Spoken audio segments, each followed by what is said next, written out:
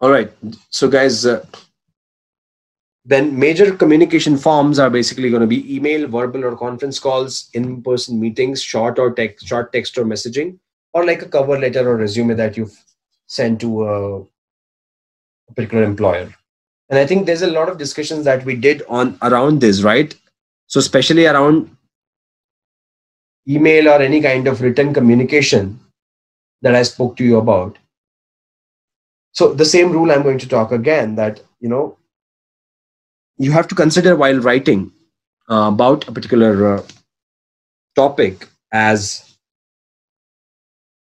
incurring like 100 rupees for every word that you're putting into your communication, and you have to keep that into account, that if you're if you put any word that is additional, you're paying like 100 bucks, and that's the right approach to think about or become like an effective communicator. So you should keep that simple philosophy in mind. I think that will really help you quite a lot to make your written communication really sorted.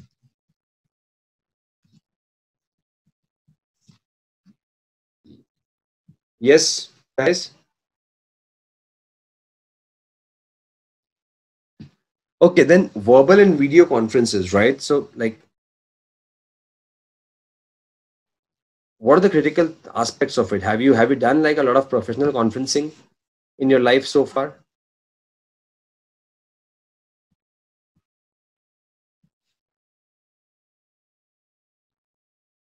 Okay. So there's something about it, right? That there's a thing that whenever you come on a verbal call, right? A call especially, it becomes really critical to understand where exactly will you be required to speak, and then the way you speak, right? So it should not, like, your sentences need to be as crisp as possible again here as well. And the same approach you can use, that spending like every word, assume it's costing 100 rupees and then spend your words.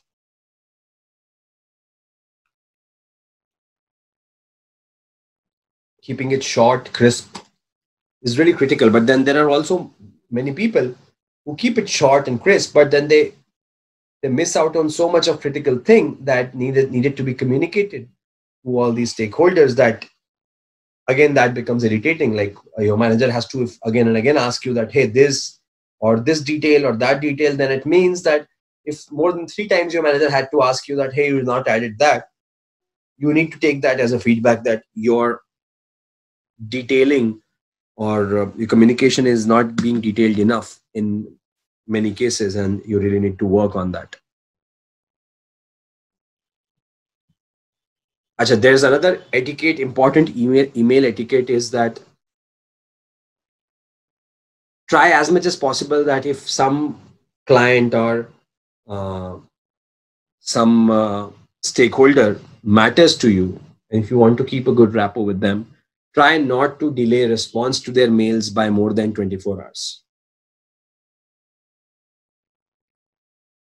So within 24 hours of receiving their email, try to respond to them if you think that that this person is really critical. But then, of course, you need to keep in mind that there's a balance that you maintain. At times it so happens that there are some people who are like constantly pushing you unnecessarily, constantly making you be on your toes, so you need to take a step back at points. But in general, I'm saying like 24 hours you should be responding to an email if you think that the email is important and the person is important.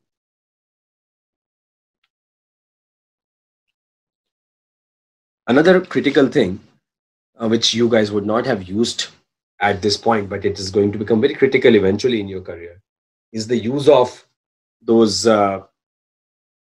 CC and BCC, right? Options in an email. Like when you put someone in the CC or when you put someone in the BCC, like how exactly do you take a structured or a balanced call on that? Who should go on CC? Who should go on BCC? Who needs to be on the mail? Who doesn't need to be on the mail? All of those things you need to take specially into account. And from a data science perspective, right? It's like if you're talking about a data request, and if and on none of the data requests you've put up your manager in loop, then again and again, basically you'll be explaining the same thing to your manager because he doesn't know what's happening on that data front. And unnecessarily it is going to create like a lot of friction for you guys. So a general rule of communication is that the number of verbal touch points needed should be as low as possible. So make sure that everything you do or whatever you can communicate on mails and chat, do that. So that the need for someone coming and asking you about something completely vanishes. Because verbal communication is tough to do, right? You guys feel that when if I guys ask you to explain something or write to explain something, maybe writing becomes easier for you because the other person is not right in front of you here, and it's not like a surprise kind of thing. A verbal communication is more like a surprise, right? You don't know what you're going to hear and what you're going to reply back. But in written communication, you know that it's completely under your control. You can mess it up completely. You can write like 10 abuses to your boss and again delete it. But in verbal communication, if you end up doing that once, you're royally screwed, right?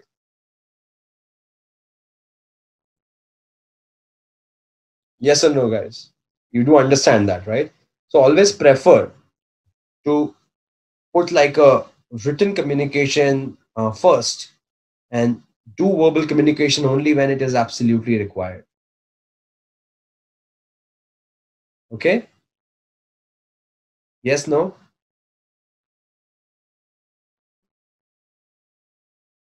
All right. And then in-person meetings, guys, when they happen, right? So like the way you address people, the way you yourself are dressed, how have you gone to manage all the stakeholders? Like if you're going as like a senior person, and if you're not, if the people you're dealing with are coming in suits and you're going in a very low profile attire, it may be a bit of a problem for you.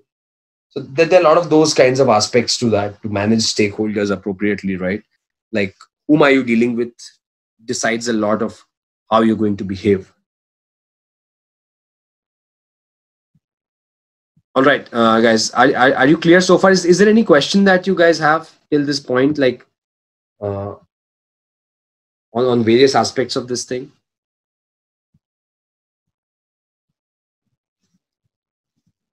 Come on, guys.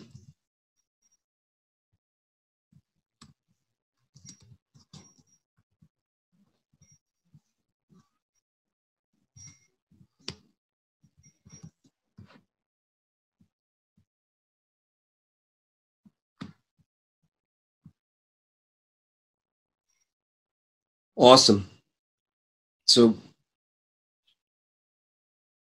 now another critical thing that you probably would not have realized at this point is that you are, let's say you're working with a customer team, right? And you're analyzing something for them. Now you'll be constantly dealing with the customer team because the way you are analyzing, you are trying to solve their problem, right? And customer team is business team.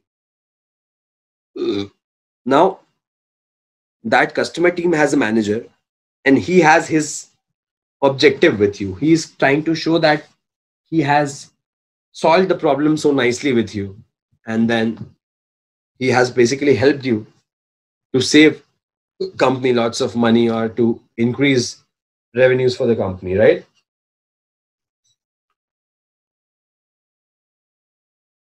But at the same time, he's manager for the customer team.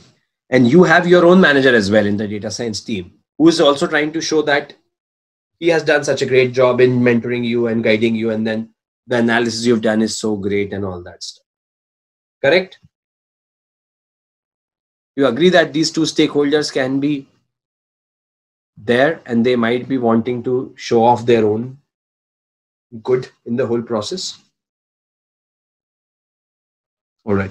So now when that happens, when such things happen, right, it becomes really, really difficult as an entry level analyst for you to handle, because you've just come in and your biggest concern right now is that whether you're going to be able to do the analysis or not, whether you will be able to code that in Python or not, whether you know enough stats or not. You're reading extra hours every day just to make sure that no one in the company figures out that you don't know shit. Can you relate to this? Everyone must be having this fear, right? That, okay, we don't know everything. And then if a problem is given to us, I don't even know if I'll be able to do justice to that problem. and things of that sort. So in that situation, you really need to also assure that how you make the balance between these two managers, right? Maybe the best way for you to do it is to create those win-win situations, right? So create that win-win culture basically within the company, and create that kind of a working environment with people around you, so that they can probably like you, so that you don't get into that situation where you're getting like caught up between two parties, and you're trying to please both the parties, and you're not able to do any of that, and you're getting like scolded from various places at the same time. So that win-win model is like really really critical for you to evaluate. And how you show that, like you need to really show win-win at every point,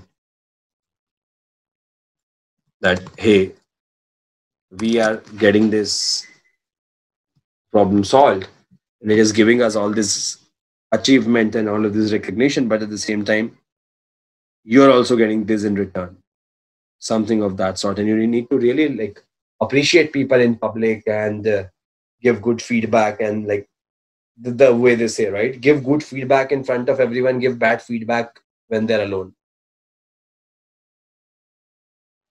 If you can follow this simple single thing, I think the whole life can turn around. That always give bad feedback when the person is alone, and good feedback in front of everyone, right? So that everyone can appreciate that.